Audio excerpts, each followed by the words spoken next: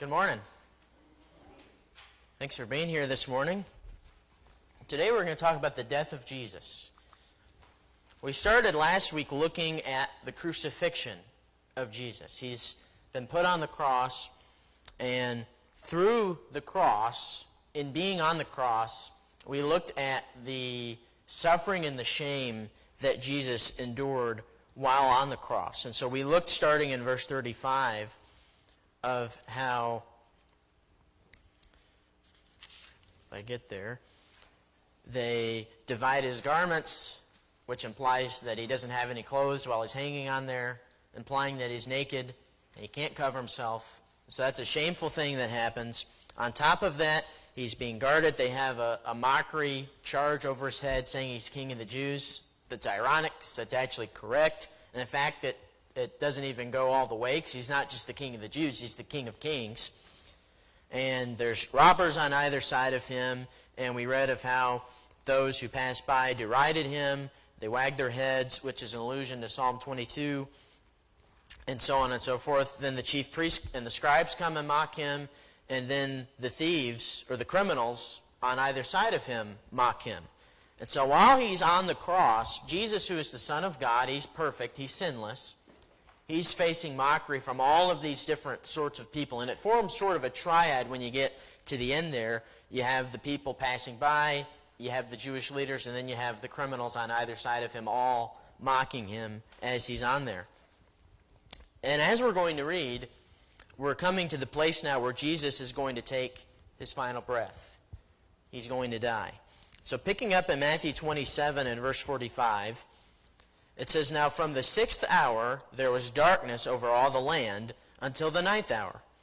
And about the 9th hour Jesus cried out with a loud voice, saying, Eli, Eli, lema sabachthani. That is, my God, why have you forsaken me? And some of the bystanders hearing it said, This man is calling Elijah. And one of them at once ran and took a sponge, filled it with sour wine, and put it on a reed and gave it to him to drink. But the others said, Wait, let us see whether Elijah will come to save him. And Jesus cried out again, and with a loud voice, and yielded up his spirit." So we see at the beginning of this, Jesus dies here in this section, and we see that things get dark. Now, one of the things that's common in different forms of literature or television or movies or whatever is things can kind of take a dark tone. Well, this is a dark tone, but it also gets dark in the literal sense, because we read in verse 45 that there's darkness over all the land, and this is over a 3-hour period. And so we see here, Matthew says that this starts at the 6th hour, which there's a footnote in the ESV that says that is noon. And so that's about the middle of the day is when the 6th hour would have been. Their day began at 6 a.m., so then 9 a.m. would be the 3rd hour, the 6th hour would be 12 p.m., and then the 9th hour is 3 p.m., which we see later on in the verse. It's assumed, depending on how you try to piece this together, it's assumed that the crucifixion would have began at about the 6th hour. That's perhaps when it began, and perhaps he's been hanging on the cross this entire time, this 3-hour period. And so from that time, which again would be about noon, until the 9th hour, which is about 3 p.m., we read that there's darkness over all the land. And that's going to be important when we see just sort of what this is a puzzling thing that we see here taking shape. And there's actually a lot here that's puzzling when it comes to this darkness. Some will try to say, well, it must have been an eclipse or something. Or, well, later on there's an earthquake and maybe dust of the air shook up and so on and so forth. That's not what it says.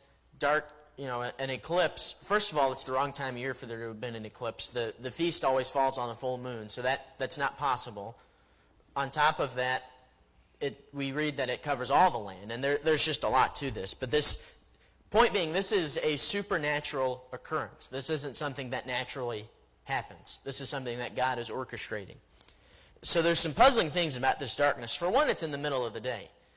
when can you remember, besides maybe for an eclipse of some kind, that it was dark in the middle of the day? Unless it's a storm is coming or something along those lines, this doesn't normally happen. Usually in the middle of the day, it's quite bright outside. And so it's puzzling that this happens in the middle of the day. We also read that it's over all the land. And the word that's used for land there, that the ESV translates as land, that word is the word for earth.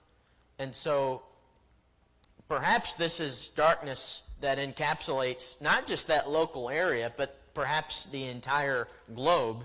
This is sort of the implication of this, is the fact that this isn't just localized, but it's over all of the earth. I'll take Matthew at his word when he says that it's over all of the earth, or all of the land.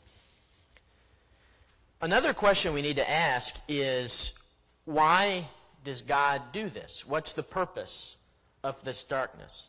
And there's really two main ideas behind this. One is to simply say this is God expressing his displeasure over what's happening. Or perhaps this is a sign of God's absence as Jesus is hanging on the cross, which ties in with what Jesus says in Psalm 22. We'll talk about that more in a moment. But there's a lot that's going on here with the death of Jesus. And finally, we see the one who's crucified speaks. As Matthew is depicting it, Jesus has not said a word since his trial when he said in verse 11 of this chapter, "You have said so." That in verse 11 and what he says in verse 46, these are the only words of Jesus in this chapter. And this is a long chapter. And so it's noteworthy that Jesus has been silent, which of course is the fulfillment of prophecy from Isaiah, like we've already talked about. But it's noteworthy then the things that he does say. And so it's worth pointing out what he says. But notice not just what he says, but how he says it. We focus a lot on the words, which rightfully so, they're I would say puzzling, to say the least, what he says. But notice how he says it. We read that he cries out with a loud voice. Imagine you're on a cross. Imagine you've been there for 3 hours or so, perhaps even longer. You've been up all night. You've been beaten. You've been scourged. You've been spat on. And you cry out with a loud voice. Is that possible? Imagine your mouth is dry, yet he cries out with a loud voice. This obviously takes a lot of effort from a physically weak Jesus, someone who has been up all night, who's been beaten, so on and so forth. He's already lost a great deal of blood just from the scourging alone, yet alone hanging on the cross there. So it makes you wonder, why would Jesus do this? Why does he cry out with this loud voice? You would assume it would be so that other people could hear him. That's what I see in this. Why else would you cry out loudly? It's you want people to hear you. He's also going to cry out with a loud voice before he dies in verse 50. And that's something that is worth pointing out as well. In verse 50 it says, "And Jesus cried out again with a loud voice and yielded up his spirit." So he cries out with a loud voice, and this is what he says. Matthew writes the alliterated Aramaic here. It might actually be Hebrew. I'm not totally certain. Mark's, I think, is Aramaic, and Matthew's might be Hebrew. But he writes, Eli, Eli, lema sabachthani, and then he translates it for us. That is, my God, why have you forsaken me? A lot of people read that, and they find that puzzling, that God would abandon or forsake Jesus on the cross. Well, what's going on here, regardless of what you might think about why Jesus would say this, which we'll talk about in a moment, it's worth pointing out, we've already looked at, as he's being crucified, the allusions to Psalm 22, and there's a lot of them. And here is another one. In fact, it's not just an allusion, it's a quotation. These are the opening words of this psalm, Psalm 22. And it's already been heavily alluded to throughout the crucifixion, through some of the things like the dividing of garments, like them wagging their heads at Jesus. A lot has already been referenced from Psalm 22, and this is another instance of that. And so there's a lot of debate about why Jesus would say this. Why does he quote Psalm 22? Why does he say that God has forsaken him? Why does he do this? And there's really two ways that you could think about this. There are at least two that make sense. There's other things that people will say, but they don't make a lot of sense. They're not very credible. On the one hand, you have some who will say that God did forsake Jesus while he was on the cross. And some people read that and they think that that can't be. I don't know that it's the truth of what Jesus was intending when he said this, but it's something that makes sense. This perhaps explains the darkness there. We think of God as being light, because the Bible says that God is light and in him there is no darkness at all, like John says in 1 John chapter 1. Well, darkness is the absence of light by definition, and so the darkness there being over all the land would perhaps be a sign of God's absence, which would perhaps lead to Jesus saying, "Why have you forsaken me?" And the word forsake there, we think of that as like a betrayal, but the literal meaning of the word is to separate from. And so there's, I think, something to this perhaps. And it reminds me of a couple of passages, and we need to keep in mind what it is that Jesus is doing in being on the cross. Because what he's doing is he's taking on the sin of humanity. He's taking on yours and my sin there on the cross. He's bearing that himself. Paul puts it this way in Galatians 3, Christ redeemed us from the curse of the law by becoming a curse for us. For it's written, cursed is everyone who is hanged on a tree. So Jesus, in going to the cross, takes on the curse that we deserve. Paul puts it this way also in 2 Corinthians 5, when he says, for our sake, he made him being Christ, he made him to be sin who knew no sin, so that in him we might become the righteousness of God. And so what happens essentially, this is the message of the gospel, is Jesus in going to the cross, we switch places with him. We inherit his righteousness. He takes the penalty of our sin. He is the substitute sacrifice for the death that we rightly deserve. And we, in turn, inherit the life that he deserves. And so perhaps this is what's going on here in saying that God has forsaken him. God is forsaking him because he's taking on the sin of the world in that moment. I don't know that I buy into that explanation, but it's at least feasible. You can see where people would come to that conclusion. Another conclusion that people will frequently come to is that Jesus is purposely drawing attention to Psalm 22.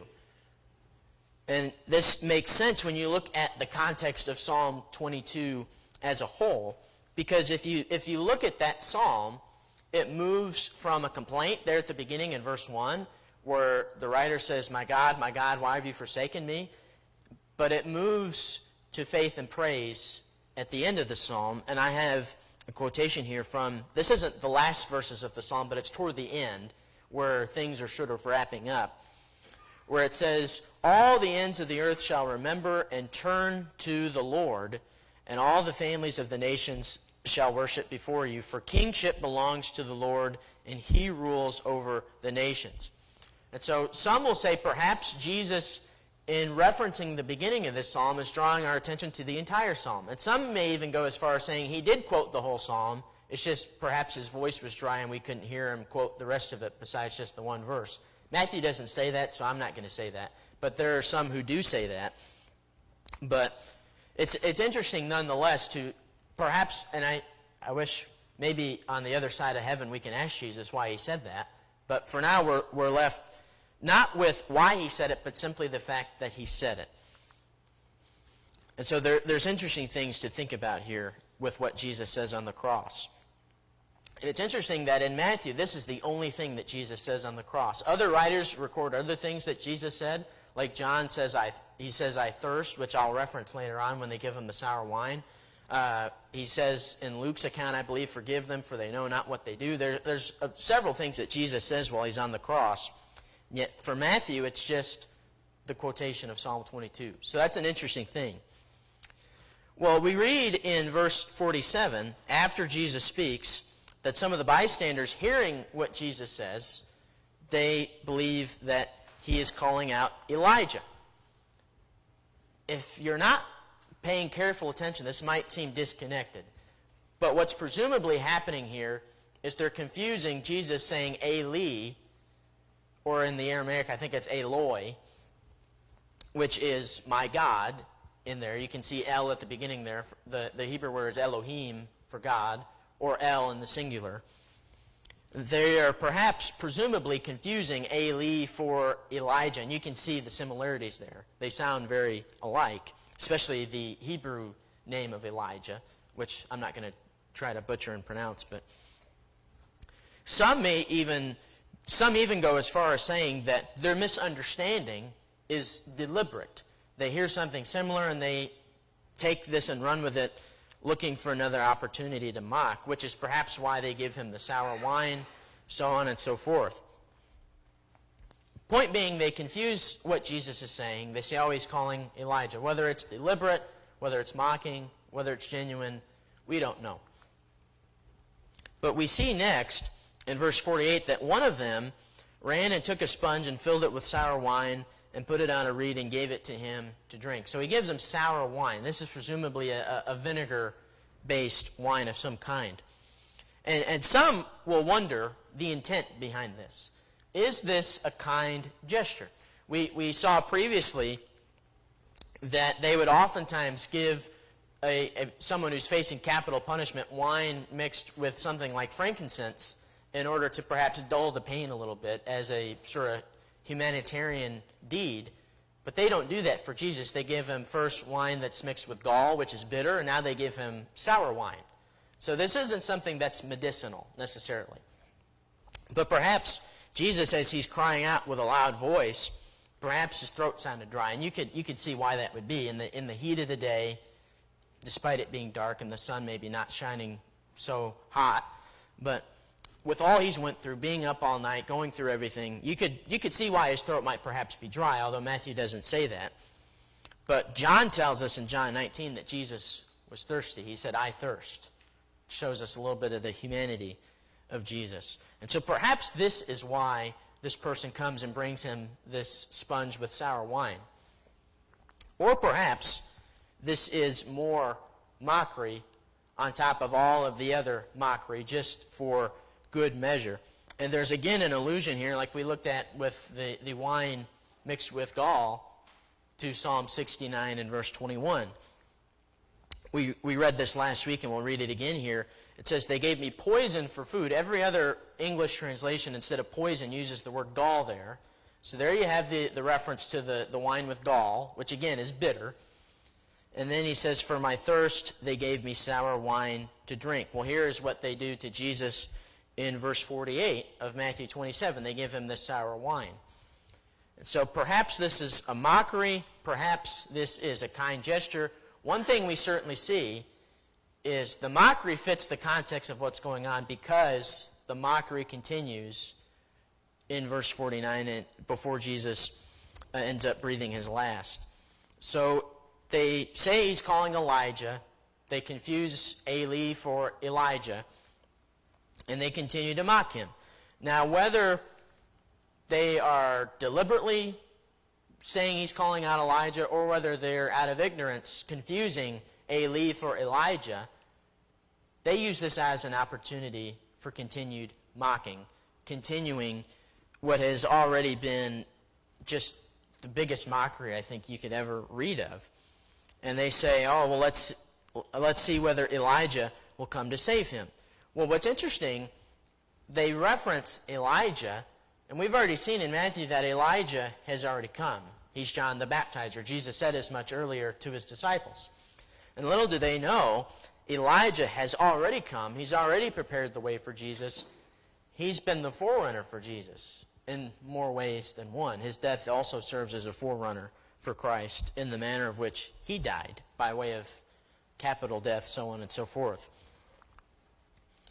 And then we come to the death of Jesus. Again, it says, and Jesus cried out again with a loud voice and yielded up his spirit. Notice that he yielded up his spirit. That's the language that Matthew uses here. Matthew, he doesn't use these words on accident. He's showing us what we've already seen, what we already know. Jesus' life is not taken from him. He willingly lays it down for us.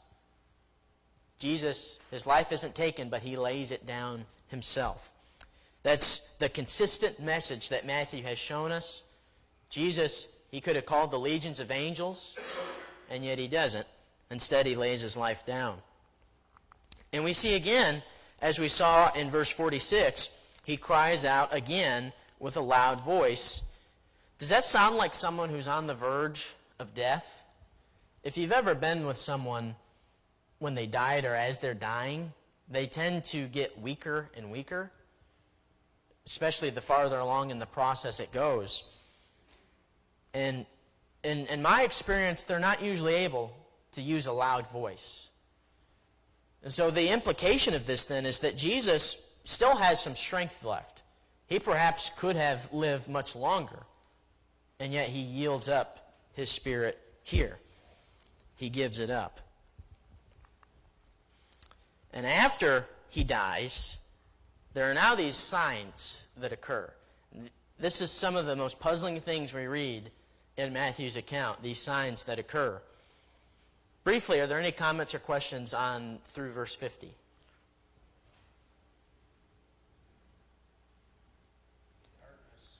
Darkness is longer than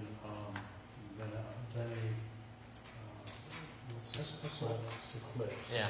It's longer than that, and it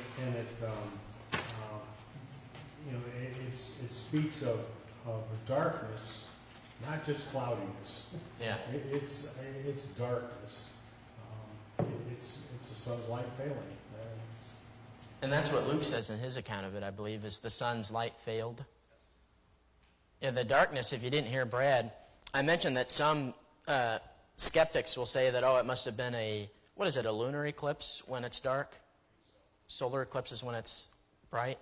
Some will say it's an eclipse is what that happened. Well, for one, it's impossible because that time of year, the feast always fell on a full moon just based on how the Jewish calendar worked. It always fell on a full moon, which you can't have an eclipse when there's a full moon. It's not possible, or at least not a lunar eclipse. But then you have also the fact that this is longer than an eclipse would take. It's for 3 hours, from the 6th hour to the 9th hour. And so this is not a natural thing that happened. This is God telling us something. What that something is, I'll leave that up to you. So starting in verse 51, it says, "And behold, the curtain of the temple was torn in two from top to bottom, and the earth shook, and the rocks were split. The tombs also were opened, and many bodies of the saints who had fallen asleep were raised. And coming out of the tombs, after his resurrection, they went into the holy city and appeared to many. And when the centurion and those who were with him, keeping watch over Jesus, saw the earthquake and what took place, they were filled with awe and said, 'Truly, this was the Son of God.'" So there's a lot of interesting things that happen here after the death of Jesus. You have the curtain or the veil of the temple torn in two from top to bottom. You have this earthquake, rocks are split, fissures, and then you have these tombs that are open and the people come out. So there's a lot that happens here. Well, before we explain each individual sign, and some of these we just can't really explain, but before we look into these individual signs, we should ask the bigger question: what purpose do these signs accomplish? Because these things, again, these aren't natural things that happen. Dead people don't just naturally rise from the dead. That's God doing that.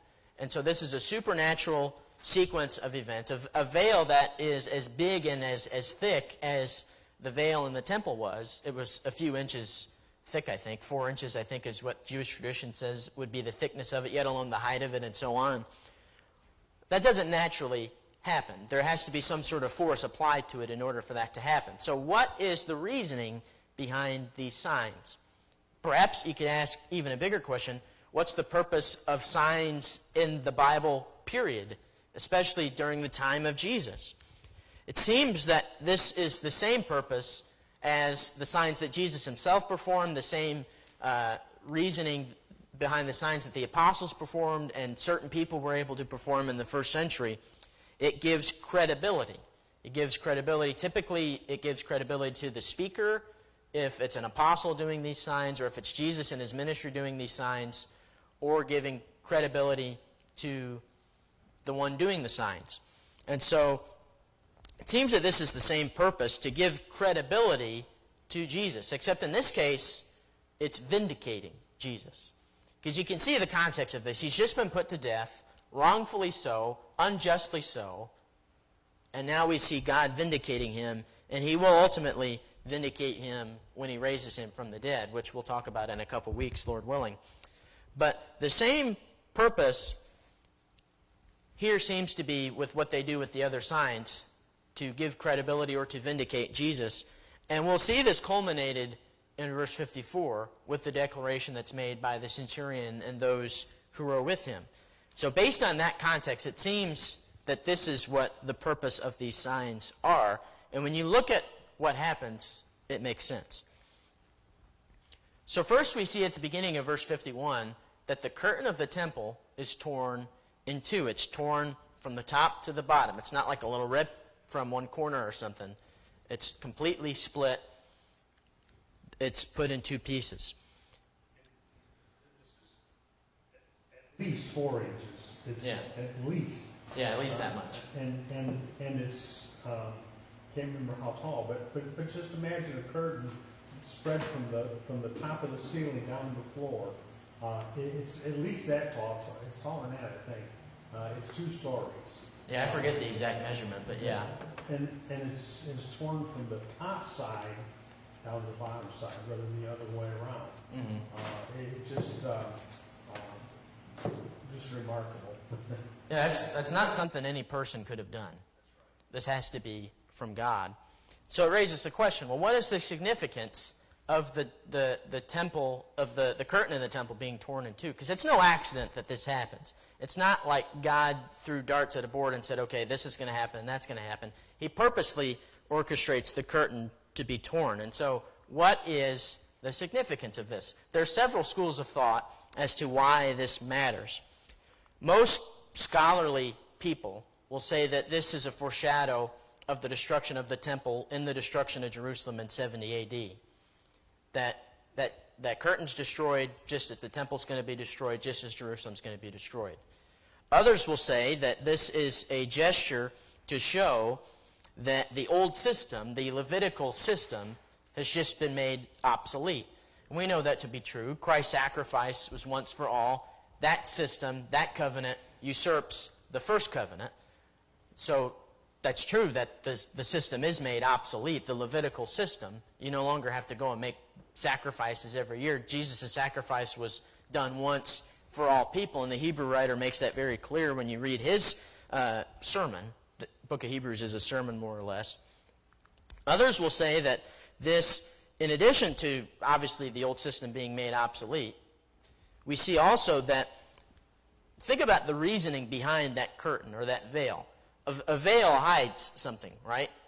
And so what the veil did is it separated the holy room from the holiest of holies. The holiest of holies is where the Ark of the Covenant was. That's where God was. That's where the manifestation of his presence was there in the holiest of holies room within the temple. Only the high priest could go in there, and he can only do it once a year. You couldn't do that. And the curtain was there to separate that so that no one else would go in there. Well, what we see here, the curtain's gone, and so the separation's gone. We know that Jesus, through his death, bridges that gap between us and man. Paul talks about in 2 Corinthians how we have been reconciled to God. We've been brought back to him. Our sin separates us from him, but Jesus, through his sacrifice, brings us back. He's our mediator. And so, if you were to ask, well, which of these is it? I think all of these can be true. Certainly. Certainly the last two. We do see that the old system does become obsolete upon Jesus' death, and we do see that separation between man and God no longer being the case through Jesus' death.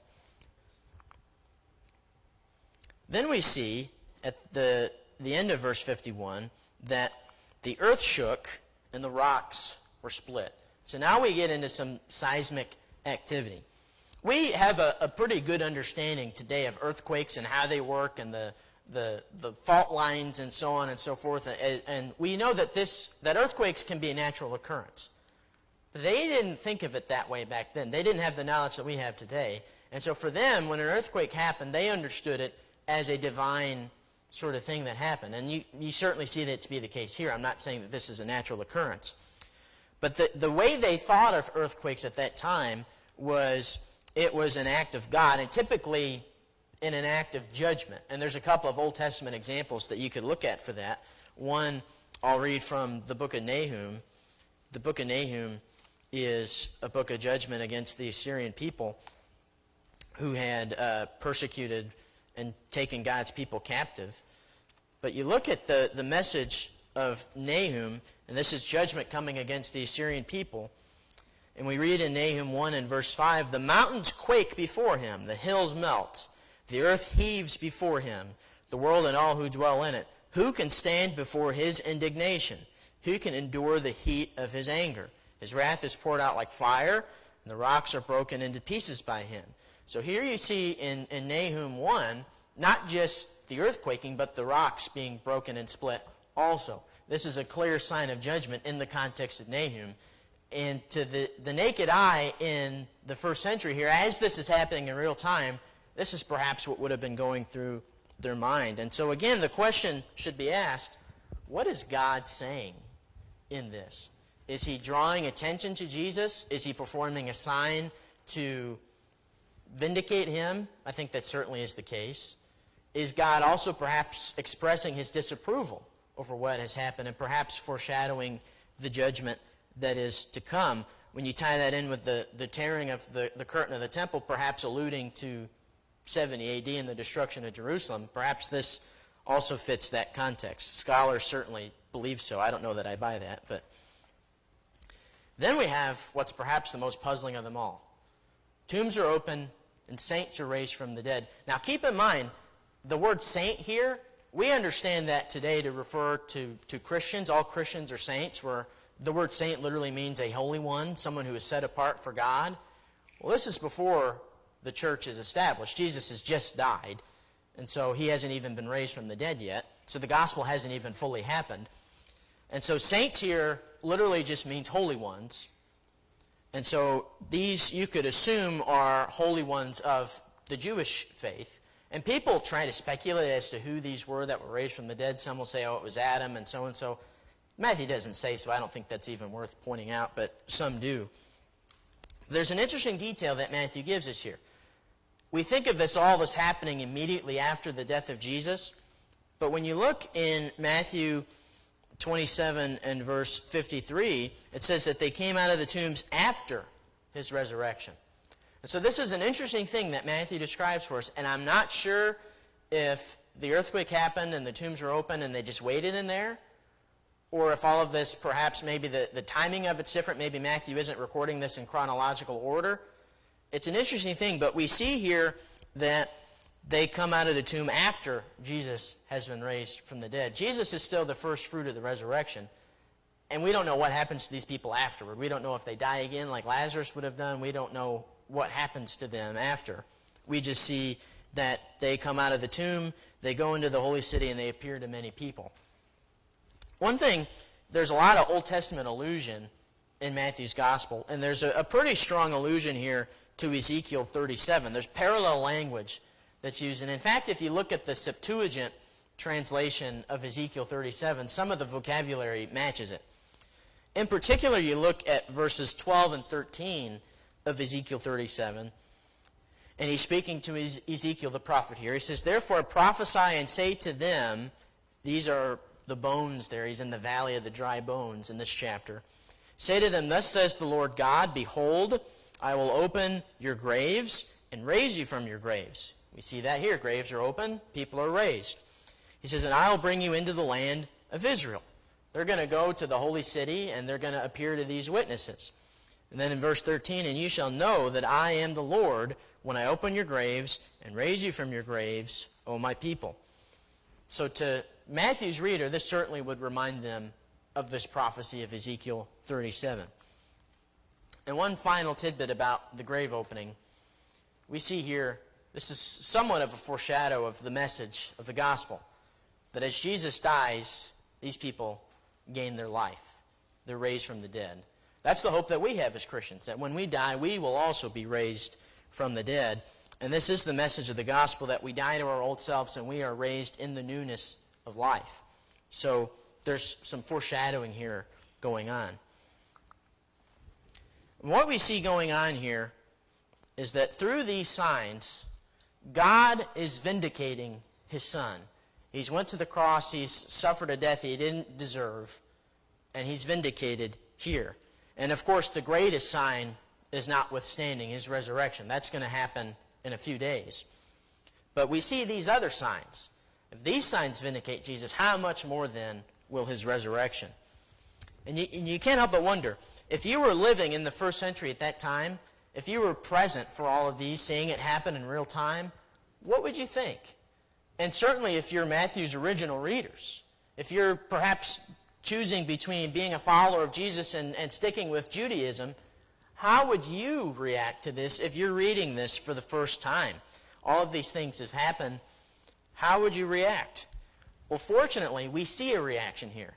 And this reaction is a model reaction for us and for Matthew's original readers. We see the reaction of the centurion, who, keep in mind, a centurion is a very powerful man. He's over 100 men. We saw a centurion earlier in Matthew chapter 8. And we see here his reaction, as well as those who are with him, who are perhaps, likely, the same people who had mocked Jesus just a little bit ago, the ones who maybe even had scourged him just a little bit ago before Jesus went to the cross. Their reaction is the model reaction for Matthew's readers. And we see that reaction in verse 54. When the centurion and those who were with him, keeping watch over Jesus, saw the earthquake and what took place, they were filled with awe and said, "Truly, this was the Son of God." This is the conclusion that when reading these events that someone should come to. This is the logical conclusion. Here you have a centurion who's presumably of some pagan religion, and he and those who are with him, they come to this conclusion. Truly, this was the Son of God. This is what Matthew's showing us.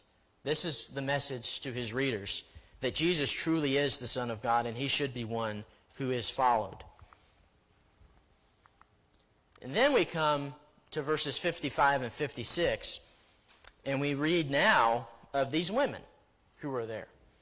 And interestingly, before we read it, it's worth pointing out, this is the first time Matthew mentions women followers of Jesus. This is something that we read in other gospel accounts. He had some faithful women who followed him. Well, this is the first time Matthew mentions them.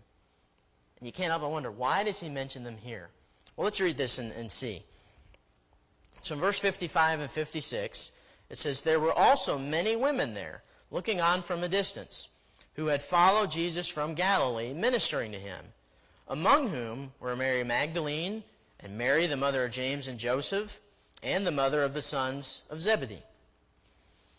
What's interesting here, as Matthew's been telling us this story, and keep in mind, Matthew is one of the now 11 who were there. All of them, the soon-to-be apostles, they have all scattered. That fulfills the prophecy, the shepherd is struck and the sheep scatter. That's exactly what happens, just as Jesus had said it would happen. Those who are closest with Jesus, they leave. And yet, who's there? We see it's these women. We don't know how many women there were. We know 3 specific women that are there, but there's more, based on what Matthew says, that there are many women there, among whom are these 3. And so Matthew names 3 of these women. And these women are worth mentioning. The first 2, there's 2 Marys that are mentioned here. You have Mary Magdalene, and then you have Mary, the mother of James and Joseph. Some will say, well, okay, who are these Marys? What do they do? Well, again, this is the first time Matthew mentions them. They've been absent in Matthew's gospel account. These are new characters that we read here. And to tell you the truth, there are so many Marys in the Bible, in particular in the gospel accounts, that it's hard to keep track of who is who. Is this Mary the same as that Mary? Are all of these Marys different Marys? It's hard really to tell, to be perfectly honest. Traditionally, Mary Magdalene is said to also be Mary of Bethany, who is Martha and Lazarus' sister. Matthew doesn't indicate that. I don't think the Bible indicates that, so I don't know that to be certain, but that's kind of traditionally who people think of as Mary Magdalene. I even read something that Mary Magdalene is actually the wife of John the Apostle, and it's their wedding that Jesus goes to in Cana in John chapter 2. It seems kind of wild to me, but I read that somewhere. And then some will say this other Mary is this perhaps Jesus' mother. It's hard for me to see that them mentioning Jesus' mother, not saying this is Jesus' mother.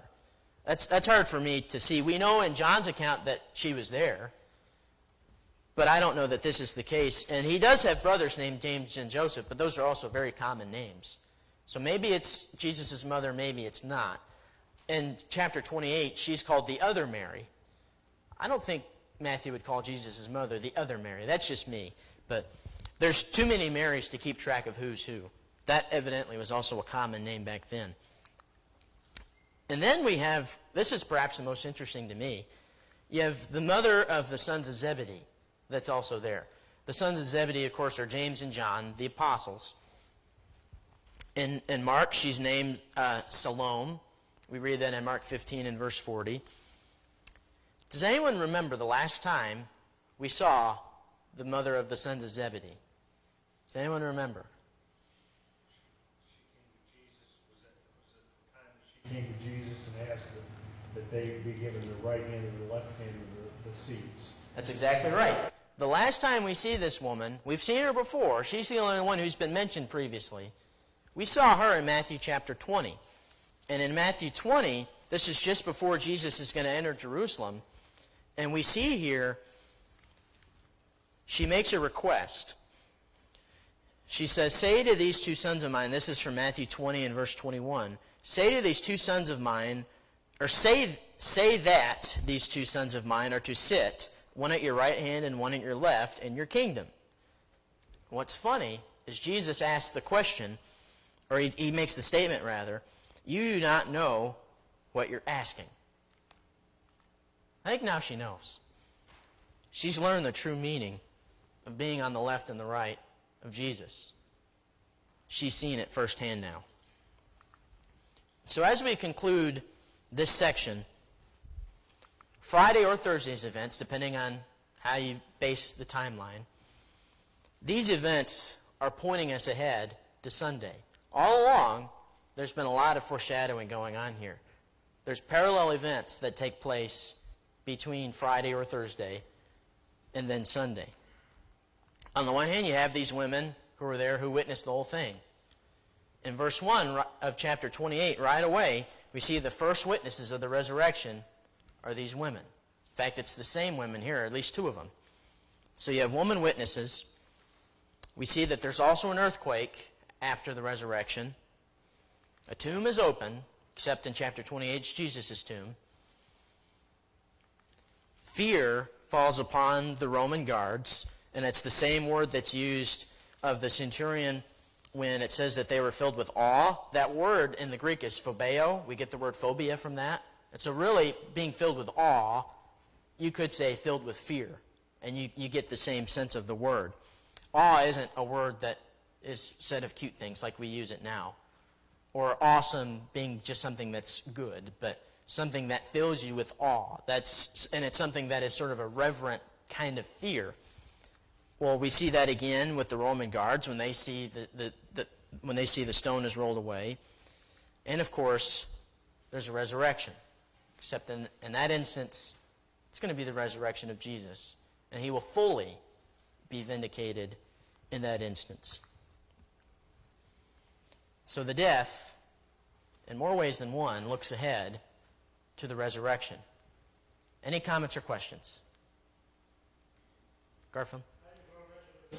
About the women being there, we know that Jesus' mother there, but he spoke to her from the cross. Yeah, John records that in his account with in the author's words, it's the disciple who he loved. We assume that to be John, but they have a moment there with Jesus' mother there. Behold thy son, and so on, yeah.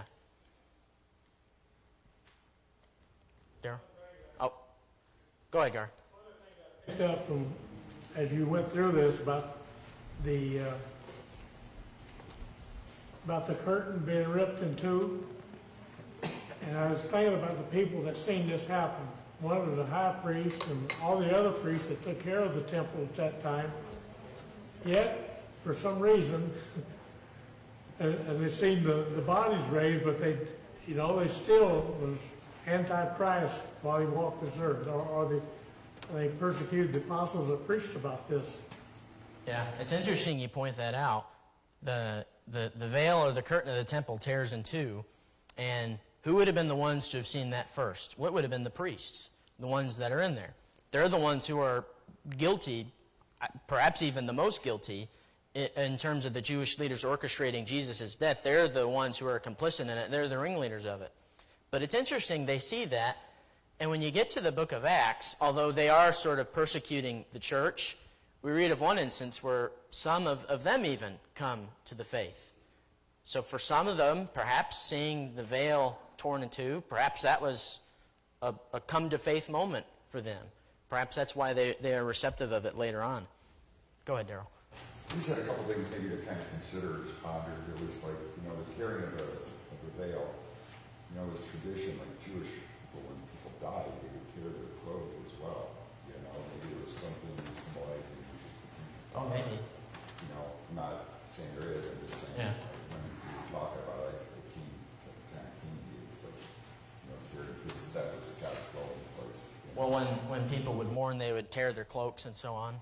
Yeah, I could see that perhaps.